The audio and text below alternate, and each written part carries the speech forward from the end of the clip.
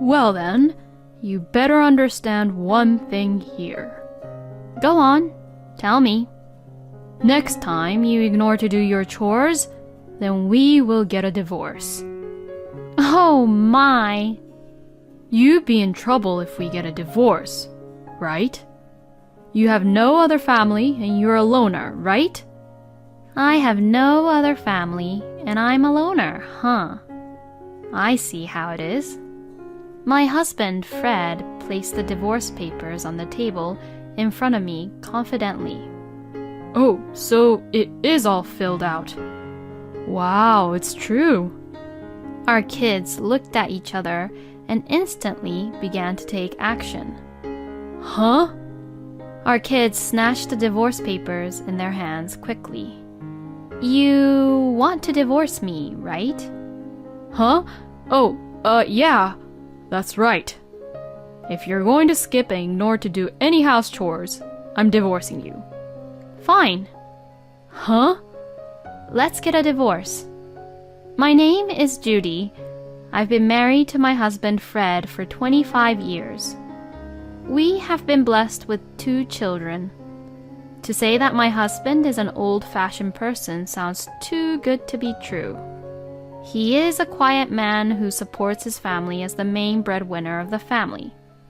But actually, he's the type of person who nags and forces me to go to work, and he is also the type of person who also makes me take care of everything about the house, including doing all the house chores.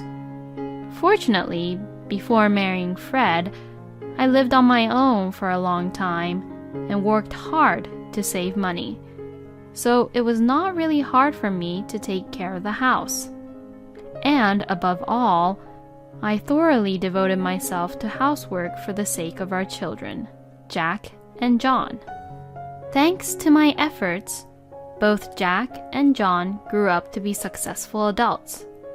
And last year, the younger one, John, left home to live on his own. I was a stay-at-home mom until both of our kids reached middle school. The reason for this being that it was simply because Fred wanted me to be a stay-at-home mom. After graduating from university, I worked at a publishing company for a long time. But when I was in my 20s, both my parents passed away one after the other. Losing both of my parents, and as an only child, I had no other families and I was left all alone in this world. If my parents had any siblings, we might have had a chance to get to know each other as a family. But both of them didn't have any sisters or brothers, and both of my grandparents also had passed away. I was really all alone. And that was when I met my husband. He came in as I was smoking a cigarette in the smoking room, and he began to refill the vending machines for drinks.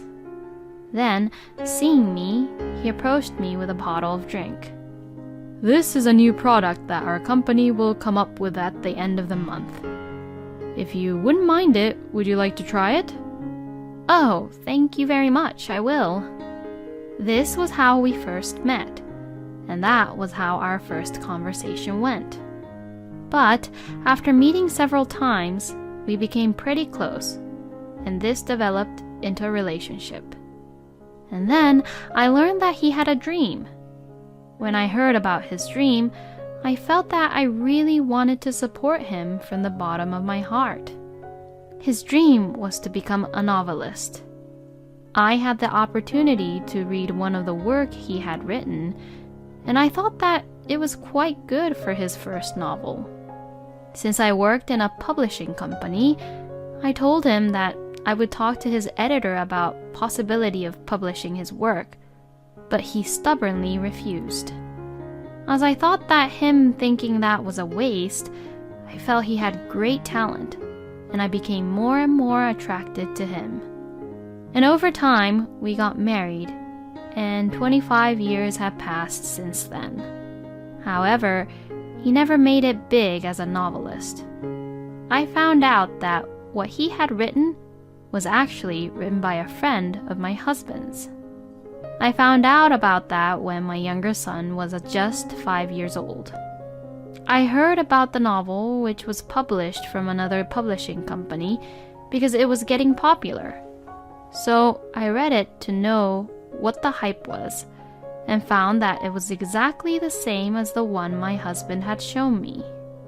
At that time, I finally understood that my husband had tricked me about it. If this was all true, I would have accused him of plagiarism, but I didn't. I would never do that because, actually, Fred had never written a novel since we got married. I could immediately feel and determine that Fred had plagiarized the work.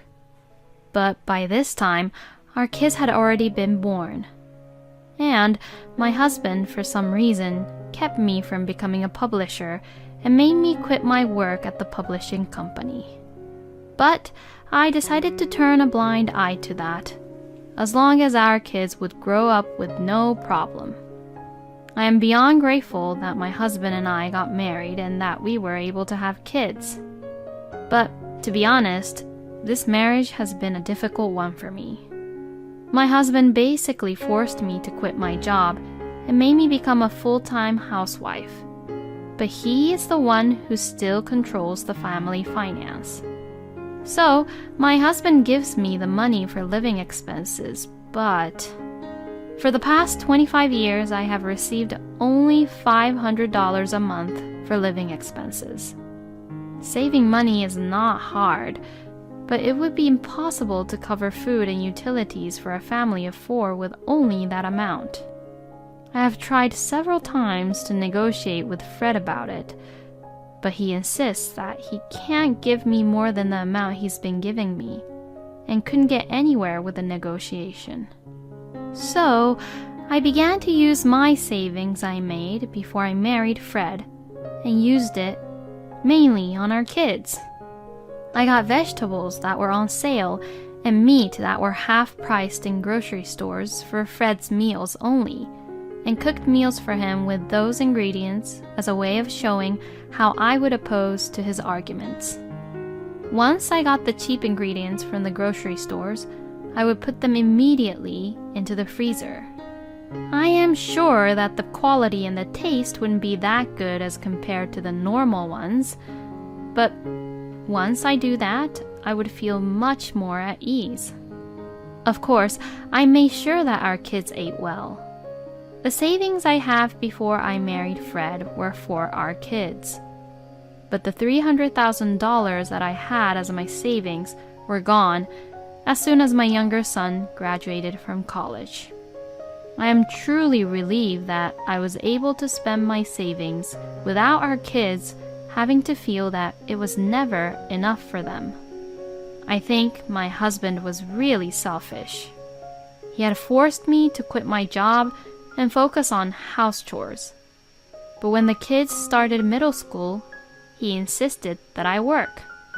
But I was reluctant to do so. It wasn't because I didn't want to work. I actually did want to work. But it was because I couldn't forgive my husband's selfishness at all. I knew that if I started working here, he would stop providing any of his money for the family. He would spend the money he earned on whatever he wanted to do with it, as if it was all for his own. I just couldn't allow Fred to do that. But when my husband saw me reluctant about his suggestion, he began to say such horrible things like removing me from his support system. I truly hated the fact that he was so selfish. But it turned out to be actually a good thing for me. Now that I'm off his support system, no matter how much money I earn from my work, Fred will never know how much I'd earn. And my husband goes to work early in the morning and doesn't come home until late at night. Even if I start working, he will probably never find out. And in the end, he still never found out that I was actually working. And I think it kind of helped that my husband was a man who only cared about himself. He was also oblivious about things like pension and so on. If he wasn't so oblivious, then he'd know that there was no way we could afford it all just with $500. Now that both our kids left our home, now it was my time to spend time and live my life with my husband. But I couldn't imagine such future with Fred. So I had thought of getting a divorce with my husband once the kids were married. But just as I was thinking about that, I got hospitalized. It all started when I went to the hospital for an annual medical checkup. The name of the disease was uterine fibroid, and the doctor told me that I would have to have my uterus removed completely.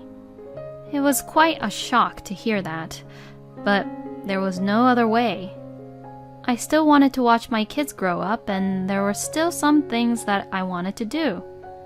After consulting with the doctor and the kids, I agreed to have it removed. From next week for 5 days, I'll be gone. I informed Fred while I served him his dinner. Huh? What are you saying? I'm getting a surgery. Yeah, but why for 5 days? What about money? How much does it cost? It's all about money again. My husband was worried about money instead of me getting the surgery. Don't you worry about the surgery fee. I'll pay with the savings I made this whole time. What? You have secret savings and you didn't tell me about it? So much for using my money, huh? I guess giving you $500 per month was too much. From next month, I'll only give you $300. Anyways, I'll be gone from next week. You eat all my money up. I am no longer emotionally affected by these horrible words. Over the past 25 years, I was able to learn to ignore some things that Fred says. The day before the surgery, I was admitted to the hospital, and the next day the surgery was held and it was a success. While I was lying in bed, both our sons came running to me. Mom, are you okay? Yes, thank you. I'm fine. But don't you look a little pale? I guess so, but it's because I just woke up from the anesthesia. I'm sorry I worried you. I'm fine, so you can go back to work now. Don't worry, we're both taking a half day off today. Oh, really? Thank you. Mom, do you want a hamburger? You must be hungry, right? Oh my, you got it just for me? Thank you. But, I can only eat hospital food after my surgery. I'll just take it as a courtesy. Both of our sons worked hard and stayed with me until just before visiting hours were finished. They really both have grown up to be kind and gentle. But on the third day in the hospital, I received a call from Fred every 5 minutes. Thinking that maybe something wrong had happened to Fred, I let out a huge sigh. Yes, what is it? You. How long are you going to be out of the house? I'll be out of the hospital in 2 days. No, I won't allow it. You better come home now. Oh, please, don't be unreasonable. I can't leave the hospital yet. I'm being forced to pay extra living expenses because you're slacking off on your house chores. Oh, really? I'll be collecting $200 from you. $200 for being away from home for just 5 days? That's quite a wild estimate. Anyways, I'm in a hospital room right now and there are other patients around me, so I'll turn off my phone. I'll be back home in 2 days. Hey! This is the moment I realized once again what a noisy and inconsiderate person Fred is. I want to praise myself for having spent 25 years with this person. Well, I only have to hold on a little longer. I will be free once my kids get married. But first, let's have him give me back my little freedom back. When I returned home after leaving the hospital, my husband was waiting for me at home, even though it was weekday. Oh, you're here. But I knew that this would happen. My husband had taken time off from work just to blame me for everything I haven't been doing. Hey, you sit here. Please wait a moment. I'll wash my hands now. I don't care about that. Hurry up and sit down. No, I don't want to. If I get an infection from this, I'll have to blame you. My husband then waits for me while tapping his foot non-stop. Well then, thank you for waiting. $200. Ah, yes, that's right. Here you go. My husband snatched the money out from my hand. What a crude person he is. Tell me how you're reflecting about what you had done this time. Reflecting? Well, I can't say that this is all due to ignoring about my health, and it's really hard to say that food had anything to do with it. If I had to say this, then I say that it was destined to happen. What are you talking about? Yes, I'm just saying that I've been reflecting about this illness I had. That's not what I meant. Oh, well, what else should I be sorry for? I was talking about how you skipped out on your house chores. Oh, that. Well, wait a minute. I think they should be home soon. Huh? What are you talking about? I'm talking about our kids. Huh? Why are they coming back here? I asked them to because I wanted them to see what was going on this time. And it's pretty important, you know. Then Fred began to grin. In my husband's mind, he probably thought that he can show off about what a father is like to the kids after a long time. People who only sees themselves and are just too selfish are easy to deal with because their actions are so simple and easy to read. 10 minutes later, both of our sons arrived, and our conversation resumed. You seem awfully excited. Well, I'll listen if you want to talk first. Listen up, boys. Don't ever get a wife like your mother here. You'll just have a hard time. A hard time? Like what? Like how you are right now. You oppose against me every single time. I just want to know how you're feeling and what you're thinking about. If we are a couple, then it is only natural that we want to know about each other. Well then, you better understand one thing here. Go on, tell me. Next time you ignore to do your chores, then we will get a divorce. Oh my! You'd be in trouble if we get a divorce, right? You have no other family and you're a loner, right?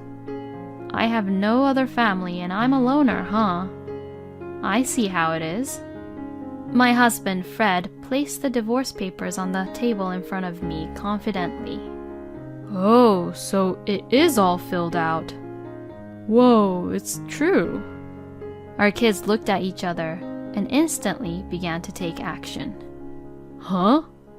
Our kids snatched the divorce papers in their hands quickly. You want to divorce me, right? Huh? Oh, yeah, that's right. If you're going to skip and ignore to do any house chores, I'm divorcing you.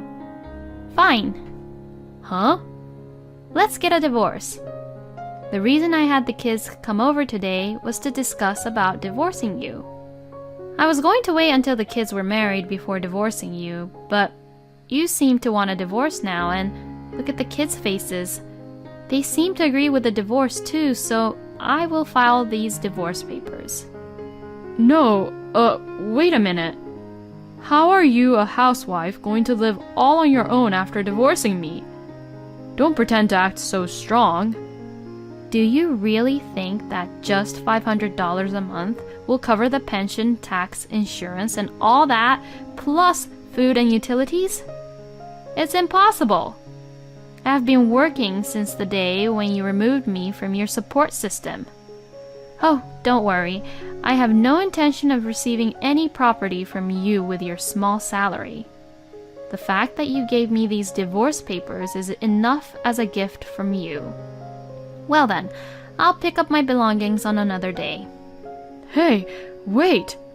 What kind of work are you doing? I'm an editor. One of the author I'm in charge of is the author of a piece that you plagiarized. Well then, please take care. Wait a minute. My husband tried desperately to snatch the divorce papers away, but my kids' defenses were much more stronger. My second son tackled him, and we were able to leave the house without any problems. And my divorce was successfully finalized. But my ex-husband was a man who was obsessed with money until the end. When he found out that I earned more than he did, he insisted on sharing common property. Well, it was what I had expected anyways. He destroyed my last act of mercy with his own hands. I hired a lawyer and told my ex-husband that I was suing him for financial abuse and moral harassment. He flatly denied that this was all true, but when I provided him with the family financial book, which had a record of the whole 25 years, he caved in easily. He desperately pleaded me to spare him only a trial, but there was no need to listen to him. I sued him without mercy. The result was an overwhelming victory. He had been spending his hard-earned money on other things, and so he could not afford a decent lawyer, and the case was settled almost entirely on our terms. In the end, he ended up having to pay me $20,000 as alimony without getting any of the common property. If he had quietly backed down, there would have been no consequences. I felt as if my 25 years had been paid off just with $20,000, but basically, I have absolutely no regrets about marrying him. In fact, I am more grateful. It is because of him that I was able to meet such wonderful kids. After the divorce, my ex-husband seems to be in frequent contact with the kids, but they would tell me that they will never see him again. That's true. My ex-husband has never cooperated with the kids in any way. I don't think they will ever open up to him, even if he comes on to them now. He contacted me once, but after court, I never had anything to do with him again. I didn't answer the call and I rejected it. What I am looking forward to now is that my kids are getting married and having grandchildren. I will save my money so that I can do all kinds of things for my grandchildren. This is exactly what you would call a satisfying middle-aged divorce. I fully respect Judy's enduring attitude. I hope you will be able to live a stress-free life from now on. Thank you for watching until the end. Please subscribe to our channel. See you in the next video.